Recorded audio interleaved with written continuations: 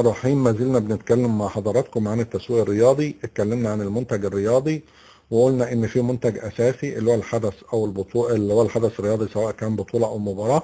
قلنا المنتج الاضافي اللي هو السلع والادوات الرياضية والاعلام والخدمة الرياضية المقدمة وخلافه. النهارده هنتكلم عن خطط المنتج الرياضي. ما انت عندك منتج يبقى لازم تخطط له ازاي ان انت تسوق له. يجب على القائم بالتسويق الرياضي ان هو يدرك ازاي هيتم تسويق المنتج الرياضي قبل تقديمه، سواء كان لعبة جديدة او حدث رياضي معروف. لازم يحط قدامه الاهداف الموضوعة اللي حطها الهيئة الرياضية. يعني بقول لك هنرجع لمثال النادي الاهلي. النادي الاهلي حاطط هدف ايه دايما؟ الحصول على البطولات. يبقى الراجل بتاع التسويق في النادي الاهلي دكتور سعد شلبي، المهندس عادل القيعي، غيره هيجي يشتغل ازاي؟ هيقول احنا هنسوق المنتج الرياضي ده ازاي. يعني مثلا تاني نرجع لمباراة النادي الاهلي مع نادي الزمالك اللي هي اهم مباراة في الدوري العام او في كاس مصر. يقولوا احنا عايزين بقى الماتش بتاعنا على ارضنا ازاي ان هنسوقه. قلنا عندنا المنتج حاجتين: المنتج الاساسي او الرئيسي اللي هو الحدث الرياضي، دي مباراة كرة القدم الاهلي والزمالك. طب ايه اللي جنبه؟ الحاجات الفرعية او المنتج الاضافي. طيب احنا هنعمل ايه؟ اعلام النادي الاهلي عايزينها تبقى في ايد المتفرجين بتوع النادي الاهلي، واخد بالك، والالتراس وغيره. عايزين العائلات بتوع النادي الاهلي تروح تتفرج على المباراة في استاد القاهرة او في استاد اسكندرية اللي بيلعبوا عليه دلوقتي بتاع الجيش. تمام؟ كل ده هيقولوا ازاي ان احنا نعمله. ده يبقى هو الحدث الرياضي المعروف. لو احنا بنقدم لعبة جديدة زي ان احنا مثلا هنيجي نقدم لعبة البيسبول او هنقدم لعبة الجولف، لعبة مش واردة في مصر كتير، مش معروفة، يبقى احنا هنعمل ايه؟ هنحط لها اهداف ونحط البلانين والاورجنايزين والفولوين والكوبريشن والكوردينيشن والاكسكيوتنج ونشتغل عليه، اللي هي كل وسائل الاداره او مراحل الاداره المعروفه. من هنا نقدر ان احنا ننمي المنتج ونخليه افضل، وكل يوم هيبقى في تطور مستمر. دي خطط المنتج الرياضي ب يعني بحاجه بسيطه قوي او باختصار شديد. يعني بتتكون عمليه تنميه المنتج الرياضي من 5 مراحل. ال5 مراحل بتوعنا ايه؟ 1، التعرف على الافكار الجديدة لتسويق المنتج الرياضي. 2، تقييم افكار هذا المنتج الجديد وتحليل المنتج. 3، تنمية المنتج الرياضي. 4، تحليل الافكار المتعلقة بالمنتج الرياضي. 5، اختبار المنتج الرياضي. دول اللي هي ال5 مراحل اللي انت هتنمي فيهم المنتج الرياضي بتاعك. نرجع لأول مرحلة اللي هي التعرف على الأفكار الجديدة لتسويق المنتج الرياضي. يجب على إدارة التسويق في الهيئة الرياضية أن يقرأ كتير في المجالات المتعلقة بالأعمال التجارية والرياضة. ليه؟ عشان يقدر يطلع أفكار تسويقية جديدة. انت هتجيب منين؟ أولا التسويق الرياضي جديد بكر لغاية الآن. طب انت هتجيب منين؟ هتجيب من اصل التسويق. طب اكتر تسويق منتشر اللي هو ايه ومستقر وسائل التسويق التجاري، المجال الاقتصادي باختصار. فانت ممكن تاخد منه الافكار اللي هي تقدر ان هي تروضها او تخليها متناسقة او متماشية مع المجال الرياضي، عشان تقدر ان انت تعمل شغل بالنسبة للمنتج الرياضي الجديد. تعرف ايه اللي العملاء عايزينه، النيدز والوانس، واخد بالك، بتوع العملاء او الاحتياجات والرغبات. وبتتعاون ممكن مع الكليات المتخصصة زي كليات التجارة، زي كليات الاقتصاد والعلوم السياسية، زي كلية التربية الرياضية، عشان انت تنشط الاتجاهات المتعلقة بالبحث الرياضي. الناس دي بتبحث من خلال مجال اكاديمي برضه هيفيدك.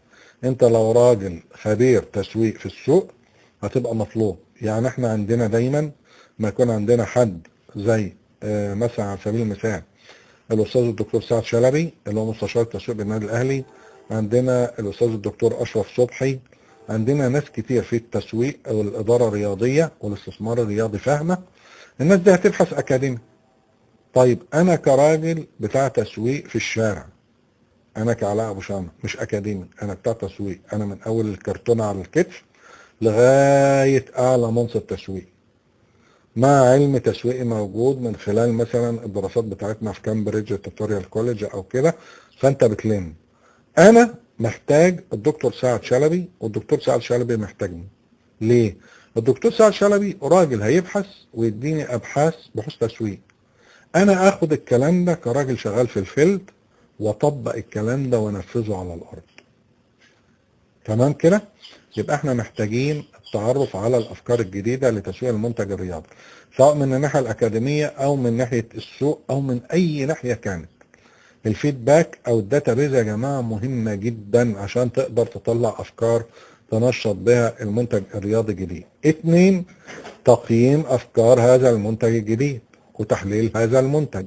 طيب انت وصلت لافكار جديده بالنسبه للمنتج ده، يبقى انت هتعمل ايه؟ تدخل الافكار دي مرحله تقييم، ما تنفذش على طول.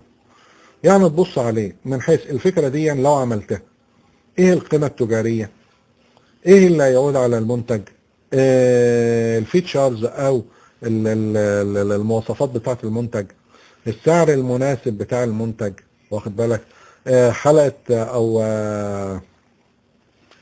التشانل اوف ديستريبيوشن او قنوات التوزيع هتبقى ازاي. ده سهل بالنسبه لي، ده مجهود على اداره التوزيع.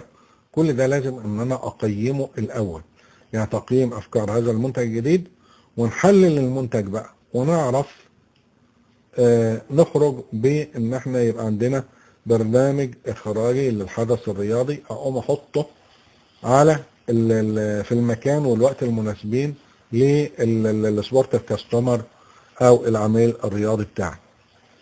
نيجي بعد كده لتنمية المنتج.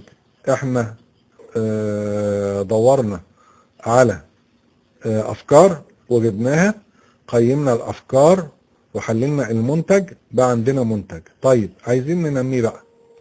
في المرحلة بتاعة تنمية المنتج، فكرة المنتج بيتم تطويره بشكل كامل. من حيث ايه؟ من حيث صلاحيته الكاملة لمواجهة المنتجات الاخرى المنافسة.